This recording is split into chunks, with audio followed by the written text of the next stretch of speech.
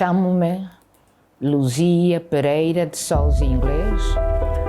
Nasci em Luanda, na maternidade hoje Lucrécia Paim, antiga maternidade de Luanda, em 1948. A minha origem é de Malange. E o meu pai é do Kwanza Norte, de Sambalucala. A minha mãe é de Malange e de Calandula.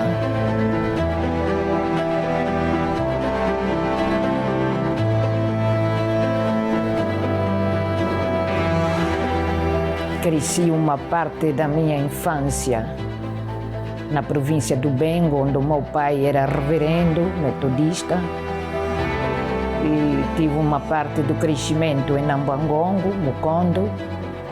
E em 1955, quando ele foi transferido para os Dembos, hoje, no Piri, também fiz parte da minha infância no Piri. E a uma dada altura o pai achou por bem mandar-nos para Luanda para fazermos os estudos cá em Luanda, onde estudei, completei a primeira e segunda classe e terceira, que não terminei em Luanda. Voltei para os Dembos em 1960, já eu tinha 12 anos e em 61 deu início da luta armada. Eu estava nos Dembos e vi meu pai a rusga que estava a ser feita na altura, no dia 20, 21 e 22 de março de 1961. Vi o meu pai, depois que viu a rusga de quase uma boa parte dos membros da Igreja Metodista Protestante na altura, a serem levados, ele como pastor, reverendo, disse, bom, se eu sou o pastor e estavam a levar todos os membros da igreja como ovelhas, eu tenho que ir com eles. Ele, no dia 22, o último dia da rusga, seguiu, mandou parar o carro que estava a levar os últimos. Ele subiu nesse dia e nunca mais o vimos até hoje.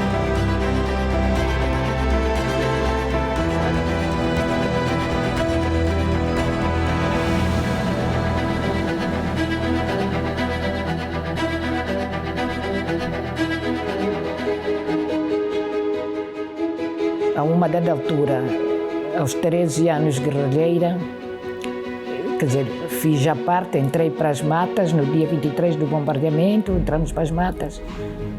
Bom, fiquei no Dembo 4 anos, nas matas de Dembos e Nambangongo.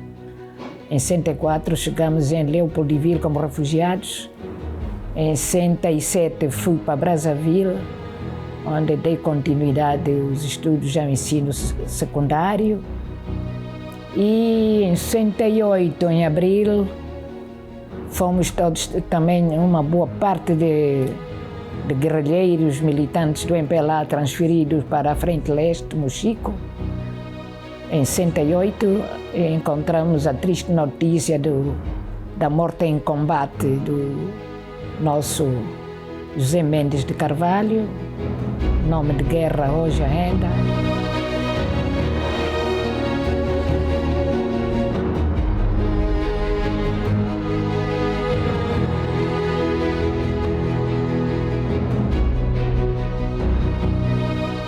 Então, 69 depois, fui posta no grupo de 30 elementos, dos quais 25 rapazes e 5 meninas. Eu faço parte deste grupo. Fomos para a Rússia fazer o curso de telecomunicações. Então, eles tínhamos que ter nomes clandestinos. E eles foram adotando os nomes, parece-me as iniciais dos nomes familiares. Eu sou Luzia Pereira de Sousa Inglês. Do inglês deram o nome de Inga. Depois sondei e já me apercebi também que nos Países Baixos da Europa existem o nome de Inga, afinal. os Países Baixos da Europa. E até bebida. Uma vez encontrei um licor de nome Inga, comprei este licor para estar aqui na minha garrafeira de recordação com o meu nome, ou eu com o nome do licor, não sei. O que eu sei dizer é que encontrei o licor de nome Inga, achei engraçado e comprei para recordação. Mas para dizer que todos que fomos com os nossos nomes próprios, quando chegamos na Rússia, fomos obrigados a ter nomes clandestinos.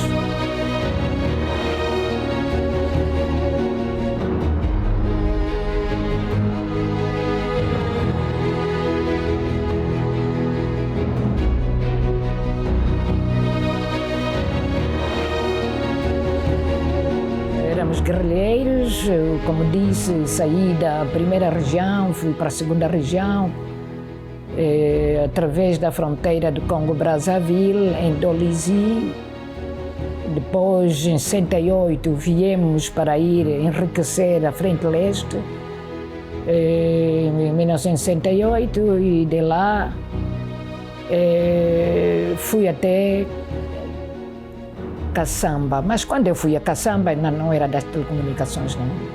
Era simplesmente pioneira, guerrilheira, no grupo dos pioneiros e que fazia parte dos 6 primeiros estudantes que estavam a fazer o liceu na guerrilha, nas escolas do MPLA, de 67 até, pronto, depois abrimos escolas secundárias, primárias. Depois, quando se abriu a escola secundária em 67, eu fiz parte deste grupo de 6 estudantes, 3 meninas, 3 rapazes. E fomos todos para a Frente Leste. O grupo o liceu foi todo transferido para a Frente Leste. Em Caçamba, durante a guerrilha, na primeira região, das dificuldades que tivemos na guerrilha, fome, sede, alimentação sem nutrição de qualidade, adquiri tuberculose nos anos 60. Quando cheguei em Leopoldville, acusou 3 de nós na família estávamos com tuberculose. E então tinha já que ter sempre um cuidado, um acompanhamento. Comermos com todos nas nossas cozinhas que tínhamos. Quando fomos para a Frente Leste, aquilo era também vontade. Se eu não quisesse ir, dar continuidade à guerrilha, também podia. Pegar em mim, sair de Brazzaville e ir para Leopoldville, onde estavam pessoas à vontade lá. Mas achei por bem que poderia dar continuidade de ser guerrilheira. E fui para a Frente Leste, na altura que eu já aqui expliquei. E é lá, ao chegarmos em abril, com 3 aviões,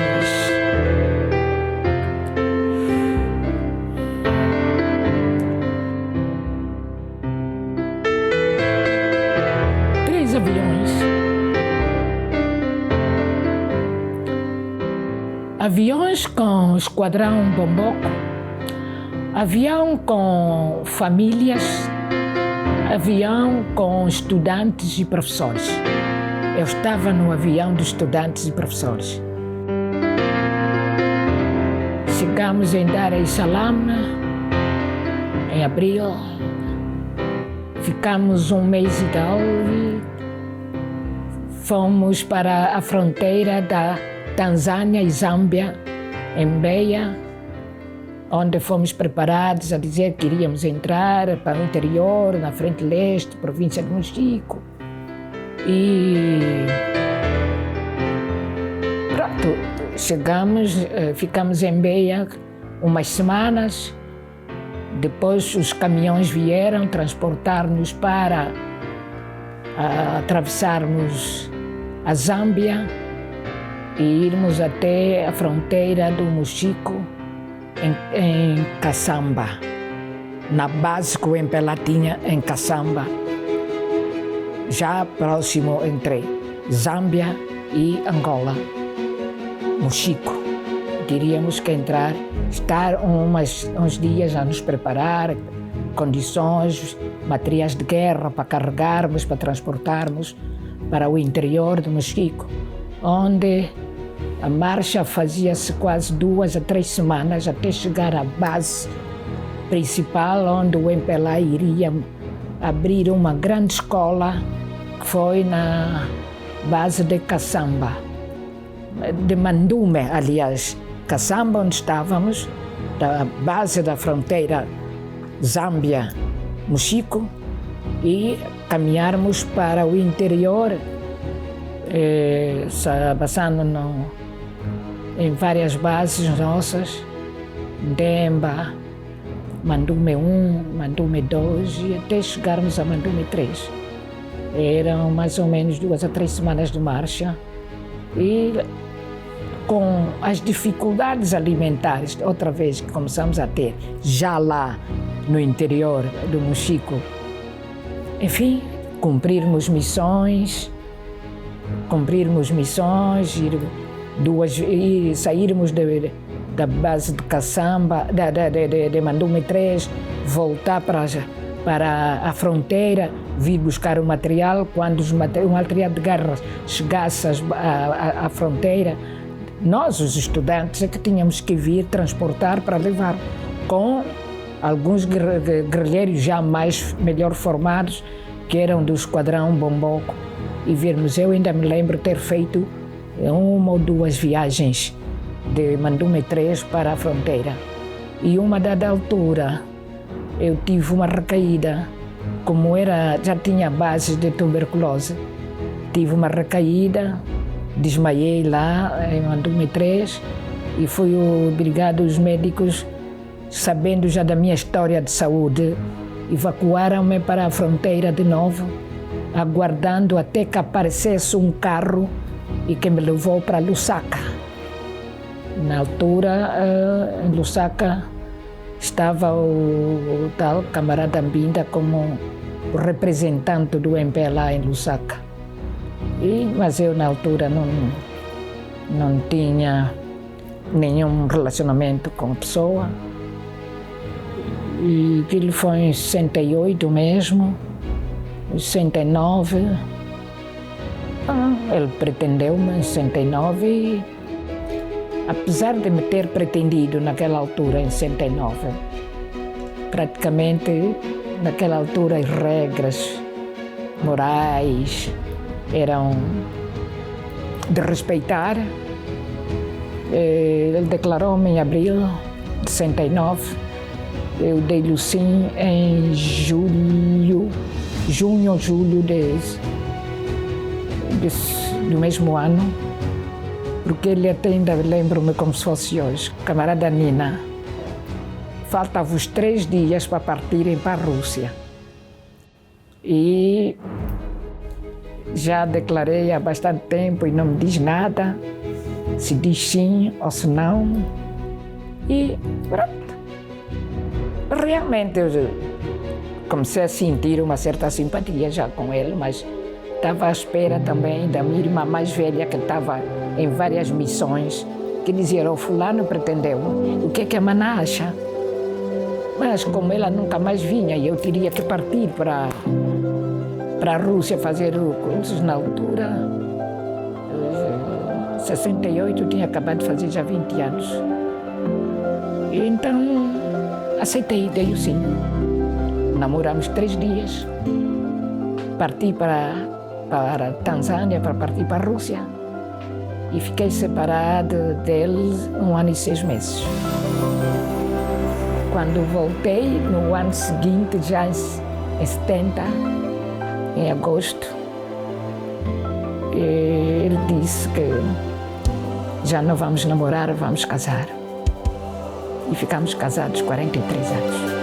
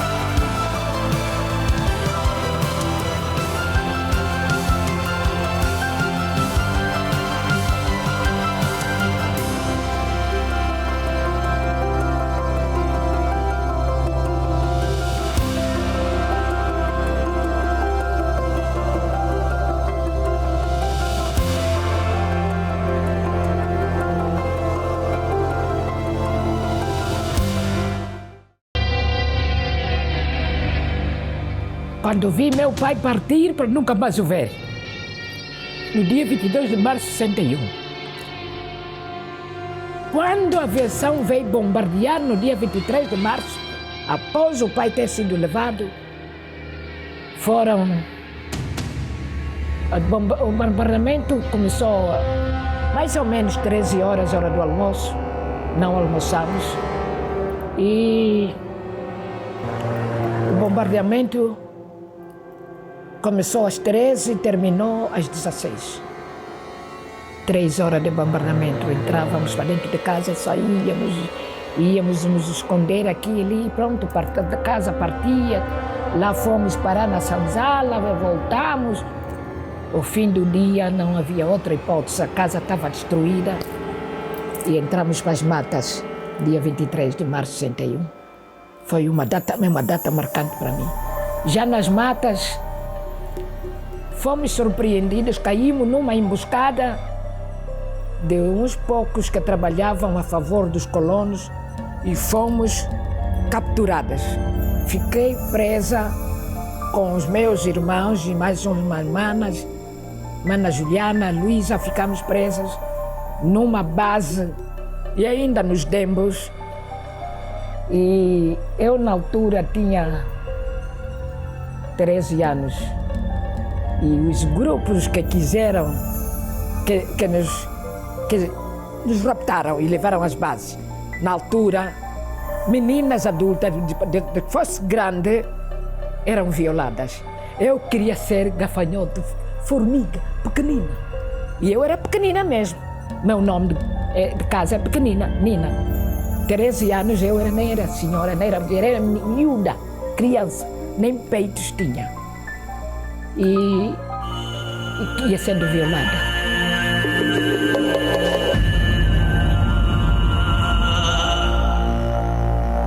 Mas felizmente houve alguém que falou em nome de Deus. E os senhores que estavam lá ouviram, estava que ela é miúda e não fui violada naquela altura. Marcou. Outra marcação durante a estadia nas matas,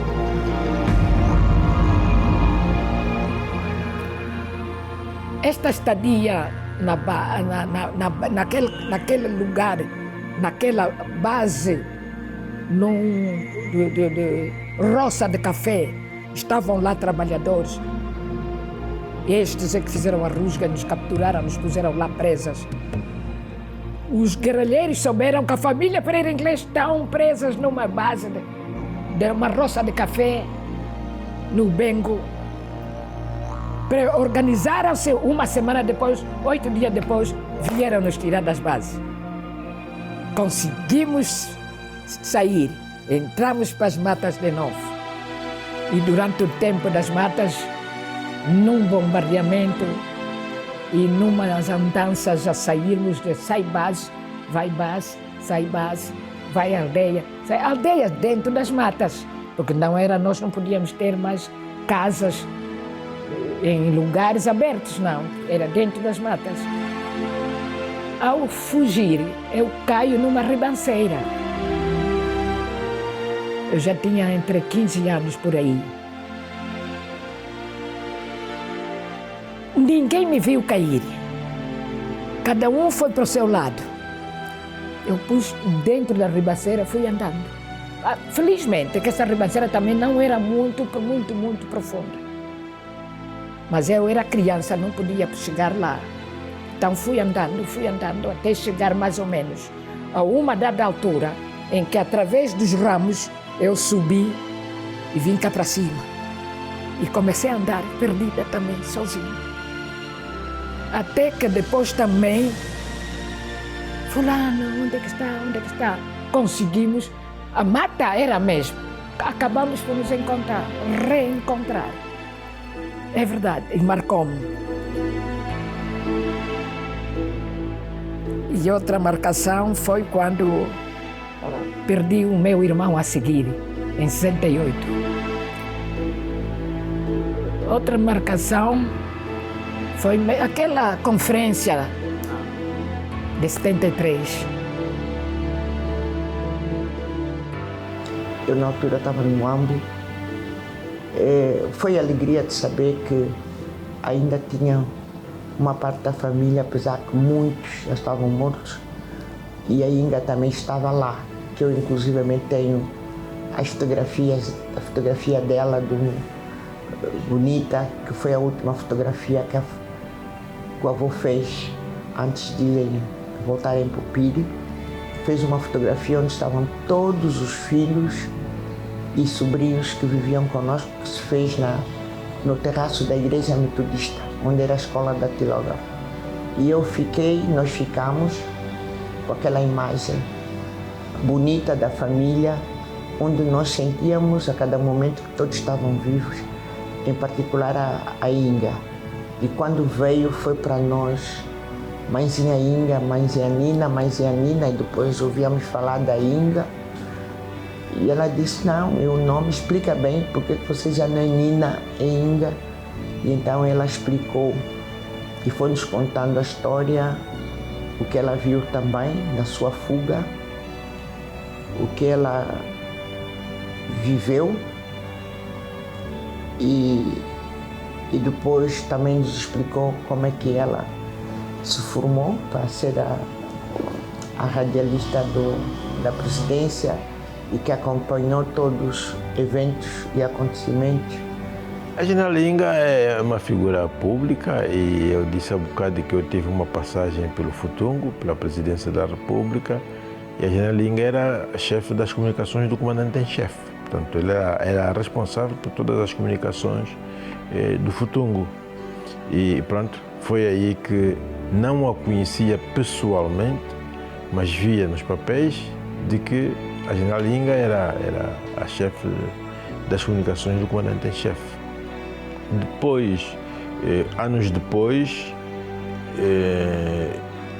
na altura o seu falecido esposo, o Timbinda, era ministro das Relações Exteriores e nós estávamos a coordenar um trabalho em termos de diplomacia e é assim que eu vou à casa do Timbinda. Sou convocado por ele para ir para casa fazermos um trabalho e aí eu conheci fisicamente a tia Inga.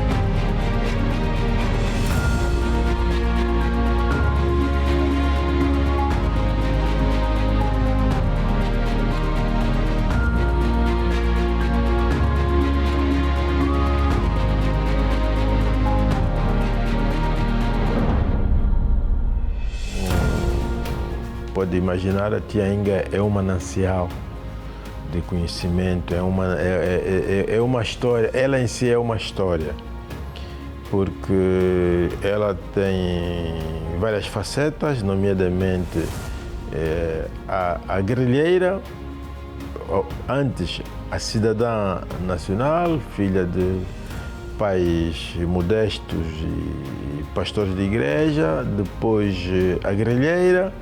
Em função das atividades do pai, que o pai tinha, ela foi forçada a ir para as matas, tornou-se guerrilheira. A mãe, a esposa, depois a política. Como é que entrei no MPLA? Oh, meu Deus! Eu entrei concretamente no MPLA com uma certa consciência de entrar no MPLA em 1964. Tínhamos acabado de chegar como refugiados em Leopoldville. Mas na mata, na primeira região, em Nambangongo, onde estávamos, os grupos que vinham faziam a ligação nas matas com os congos para trazer a educação sobre o que é uma guerrilha, como se faz uma guerrilha. Já nas matas também recebíamos instrutores. Mas eu, na altura, era criança, entrei nas matas com 13 anos, saí de lá nas matas da primeira região. Saí de lá completei 17 anos já lá. E lá não tínhamos praticamente consciência do que é MPLA, o que é isto, o que é... Na região onde eu estava, a guerrilha praticamente era dominada pela UPA. Era UPA. Nós, apesar de estarmos na região em que a UPA dominava a guerrilha. Já recebíamos as informações do MPLA, eu na altura criança, e o meu tio, depois que perdemos um pai, o irmão a seguir o meu pai, Manuel Pereira Inglês, veio à nossa procura, levou-nos de onde estávamos nas matas dos Dembos para as matas de Nambangongo e ficamos sob responsabilidade dele. Ele já sabia o que era MPLA, mas como estávamos numa área de domínio da UPA, ele recebeu o cartão do MPLA. Ao receber o cartão do MPLA, ele era alfaiate. Plastificou, cozendo o plástico e pôs no forro do casaco. Um casaco que ele nunca deixava, estava sempre com ele. Quando chegamos em 1964 em Leopoldville, ficamos um mês e tal na fronteira do Luvo, já do outro lado, saindo da província do Zaire, entramos para o Congo, Leopoldville. No Luvo trabalhamos no campo para podermos ter dinheiro para comprar bilhete de comboio para chegar até Leopoldville, a capital. Então, meu tio sempre escondendo o cartão. Um mês e tal depois, o MPLA soube que a família Pereira Inglês tinha chegado na fronteira, que estava lá a trabalhar para adquirir dinheiro para bilhete de passagem, de comboio. Mandou um mensageiro que nos vieram buscar.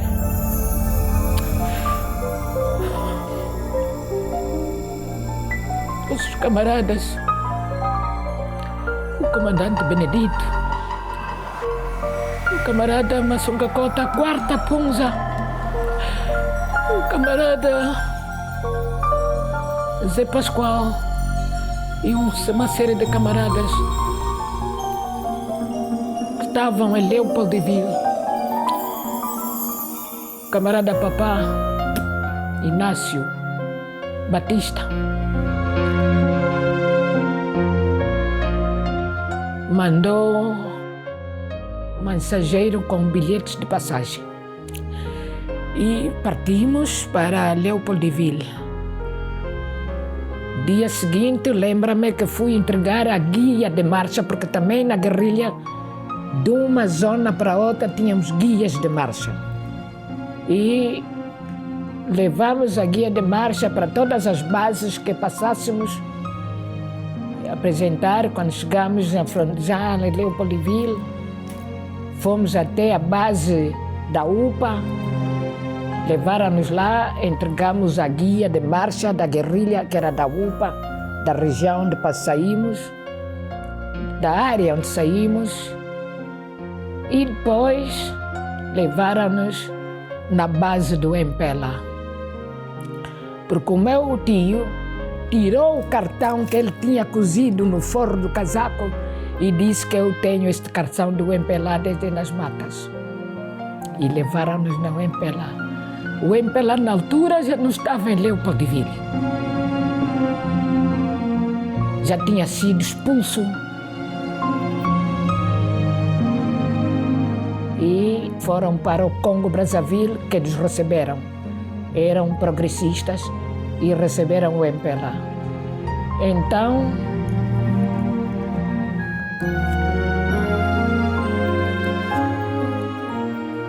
a partir dali, fomos lidando diretamente já nas nossas bases. Em Leopoldville ainda, no MPLA, tínhamos que ir sempre nas bases. Estávamos em casas familiares, arranjaram-nos umas casotazinhas e regularmente tínhamos que ir numa casa clandestina que era do MPLA, onde fazíamos trabalhos para apoio aos nossos camaradas na altura do MPLA. Foi assim que eu, a partir daquela altura, em 64, tinha 16 anos, entrei para o MPLA, fiquei a idade ainda de pioneiros, porque estudante, OMA, JMPLA, pioneiro, MPLA, em 1964. E desde esta altura até hoje, nunca larguei este MPLA. Porque também soube, o meu pai também já reunia na clandestinidade nos anos 50 com muitos elementos que criaram ou fundaram o MPLA em 1956 aqui em Luanda. E aquele sangue dominou em nós. É tudo Angola, tua solo, movimento é tu, MPLA, é tudo Angola, tua solo, movimento é tu, MPLA, MPLA, weza, bala, kutubulula, MPLA, weza, bala, kutubulula, kutubulula, kubika wopulu, kutubulula, kubika wopulu. Falando sobre os serviços durante o trabalho dos SRTs no campo do Vici, fui tendo conhecimento aproximado, cada vez mais próximo, da segunda pessoa, que na Frente Leste era a segunda pessoa. Primeira pessoa, o camarada Neto. Nós na guerrilha chamávamos camarada Neto. Não era presidente. Camarada presidente, depois da Angola independente. Da guerrilha, era camarada Neto. Bom, já sabemos que ele era o nosso presidente do MPLA, da guerrilha. Mas não estávamos habituados a chamar presidente. Ele também nem obrigava ninguém a chamar de presidente. Camarada Neto. Chegamos na Frente Leste, a pessoa que estava também já a dinamizar a guerrilha na Frente Leste, tornou-se a segunda pessoa, era o camarada Chipenda, Daniel Chipenda, com todas as condições, como entidade a seguir ao nosso presidente do MPLA. Mas, infelizmente, é aquilo que eu comecei a dizer, quem tudo quer, tudo perde. Achou por bem que, estando na Frente Leste, quem deveria ser o presidente era ele. Resultado, não teve o apoio que ele achou que deveria ter. Porque em várias conferências em que eu depois já fiz parte, como chefe das comunicações nesta conferência, em 1973, em Kassamba, na fronteira da Zâmbia com Mochico, eu, na altura, já tinha sido transferida para chefe das comunicações em Kassamba. Eu assumi estas comunicações e acompanhei de perto esta conferência, em que a guerrilha praticamente parou. Vieram todos os chefes de todas as zonas da guerrilha, zona A, B, C, D, E, F, para fazermos esta conferência, onde se analisou os prós e contras negativos e tudo quanto era necessário para uma guerrilha melhor e cada vez mais ativa. Os guerrilheiros estavam cansados. Já era 73, já eram 12 anos de guerrilha. Sim, já os guerrilheiros pioneiros já estavam a ficar jovens. Então, o Chipenda tinha determinadas ações negativas dentro dos nossos estatutos, das nossas regras políticas e militares. Então fez essa conferência e praticamente ele teve que se afastar dali. Mas a uma dada altura, depois do 25 de abril de 74, estava afastado, tudo bem, e exilou.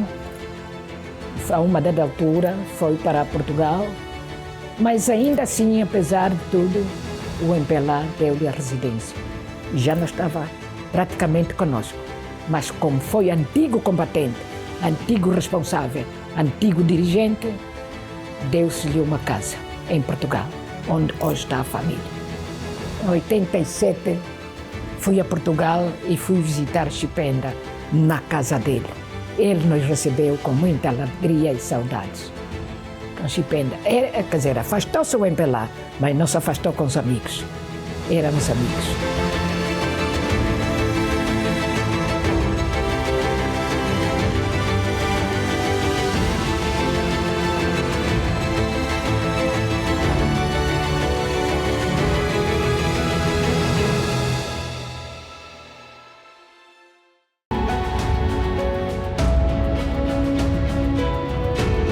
Única mulher a ser promovida. Isto no Ministério da Defesa. Em 87, a ser promovida como major.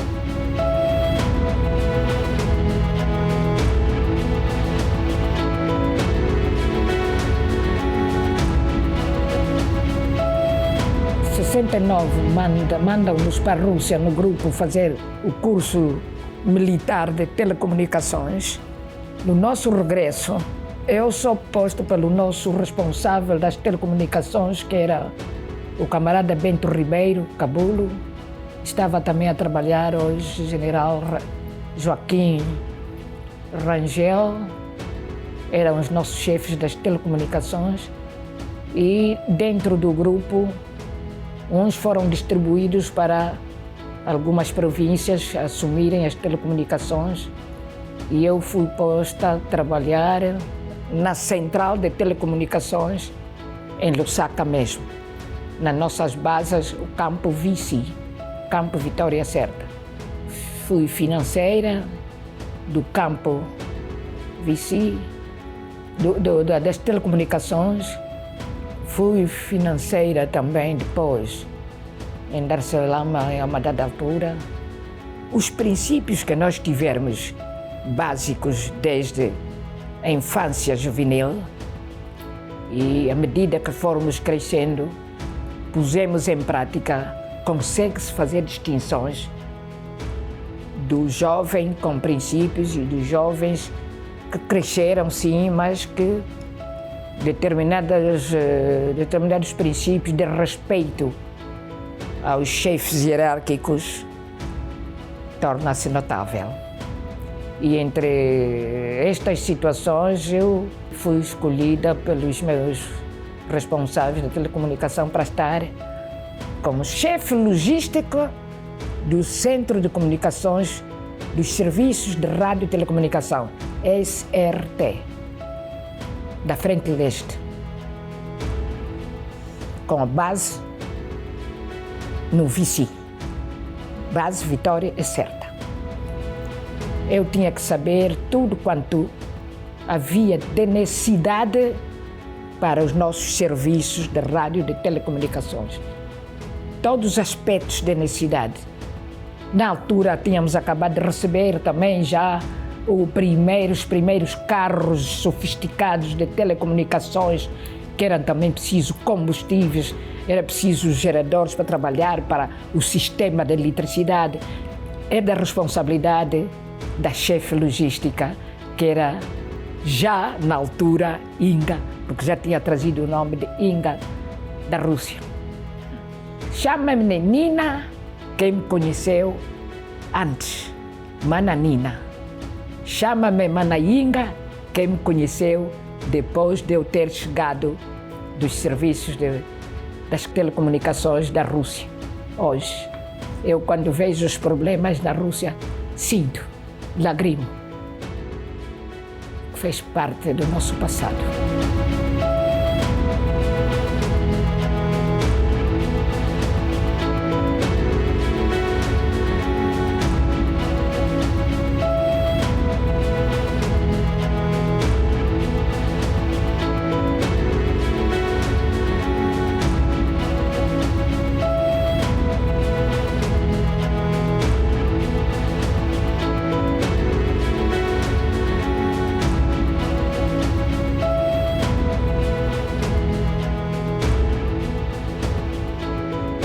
Eu conheci a tia Inga num momento peculiar da vida dela.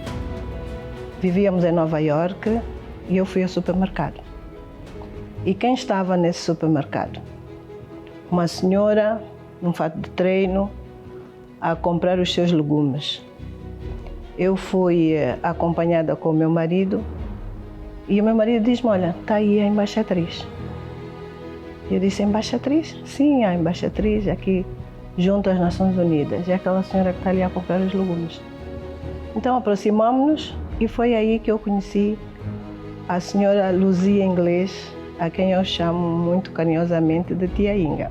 Relacionamos de uma forma tão bem que começamos depois a preparar as atividades que a embaixatriz tinha nas Nações Unidas para representar a comunidade angolana e representar o nosso país a nível das Nações Unidas como embaixatriz. E a Tia Inga era daquelas pessoas que também contribuía para que nós possássemos estar bem apresentados. Ninguém ia à mesa sem pentear, ninguém ia à mesa com as unhas sujas, ou descalço, ou vestido sujo. Independentemente da qualidade, do tipo de roupa, mas nós estávamos sempre aprumados para a mesa e o meu avô, eu lembro-me bem, punha-se no topo da mesa e então a mesa de um lado e do outro com um banco comprido, onde todos se sentavam de acordo com as idades e as hierarquias. A família não é só o que representa para mim, mas que representa para todo ser humano. Nós somos uns seres humanos que, ao crescermos, ao evoluirmos, a estarmos em circunstância onde pudermos estar, devemos saber seguir todos os ensinamentos que recebermos. É realmente na família onde se inicia a base dos bons princípios. A educação, para o respeito ao pai, o respeito à mãe, o respeito aos irmãos, os familiares mais velhos dentro da família, mais velhos fora da família. Aprender, ter bases de conhecimentos profissionais e, quando começar a trabalhar, também saber considerar e respeitar os mais velhos, e tudo isso inicia em casa, pai e mãe. Tia Inga, eu, como sabe, tenho uma grande admiração por si, como guerrilheira, como mãe, como conselheira, mas sobretudo como pessoa. Sabemos, quando refiro-me à minha família, a sua dimensão nesse sentido, e por isso nós te amamos muito e desejamos que continue com este grande coração enquanto estiver viva. Eu fui proposta para ser secretária-geral da OMA em 1999. Parece-me que a ideia sobre a proposta foi princípios de 99, mas na altura eu estava nos Estados Unidos, em Nova Iorque, como embaixatriz junto das Nações Unidas. E um belo dia, precisamente em abril de 99, eu recebo um telefonema da sede do partido, que está-se a pretender que a camarada Inga seja secretária-geral da OMA. Eu disse, meu Deus, eu, secretária-geral da OMA? Bom, eu também sou da OMA, mas nunca tive responsabilidade tão alta assim dentro da OMA. Eu sou militante da OMA, sim, mas militante de base. Sei minimamente a história do surgimento da OMA. Ser secretária-geral da OMA, entidade máxima. Não estou em condições, não. Vai estar preparada para o efeito. Pus-me a chorar. Então, eu disse, está bem. Eu vou pensar nisso.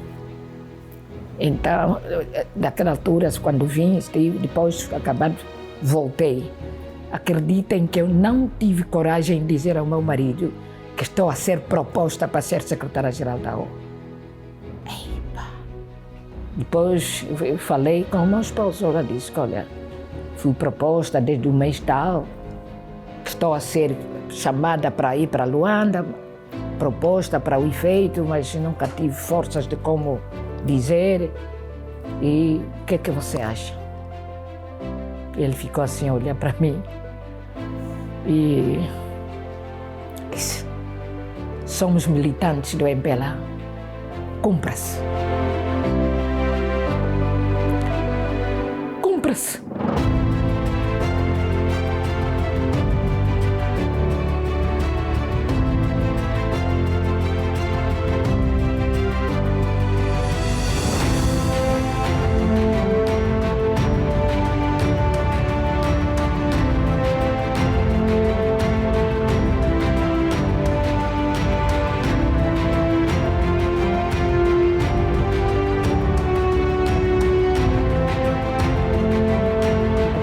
Pessoa carismática, ela é uma pessoa determinada, resiliente, carinhosa.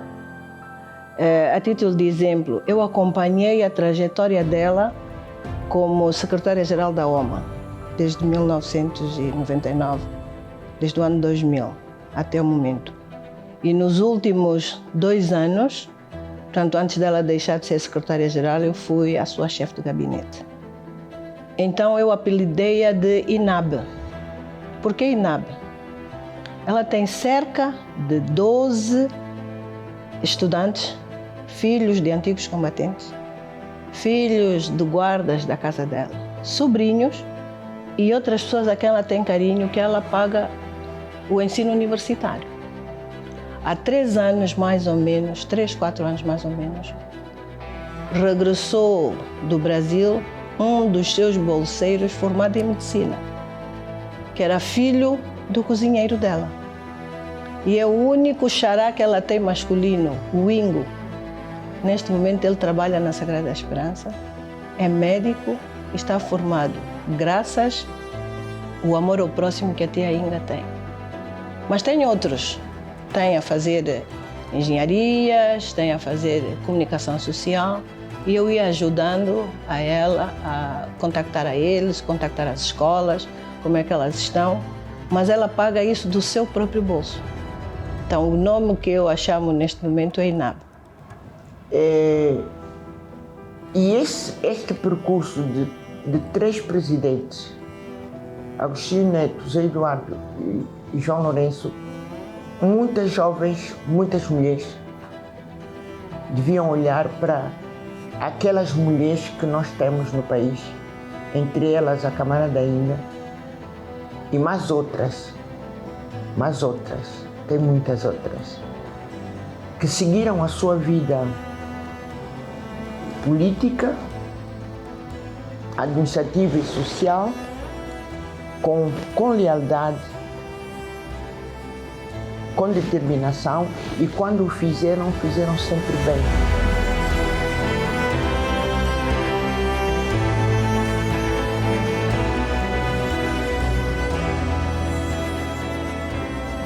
Acho que a juventude tem que ter conhecimento também como é que a juventude na altura tinha princípios morais que hoje é difícil encontrar-se. E resultado, temos uma juventude realmente difícil de se aceitar. E morre-se muita juventude muito cedo, por causa às vezes também da forma como levam a cabo a vida. Porque não é a fome e a pobreza que obriga às vezes as pessoas a fazerem o que fazem de uma forma anárquica, imoral e muito precocemente também, não. Nós também fomos jovens e sei que é ser jovem.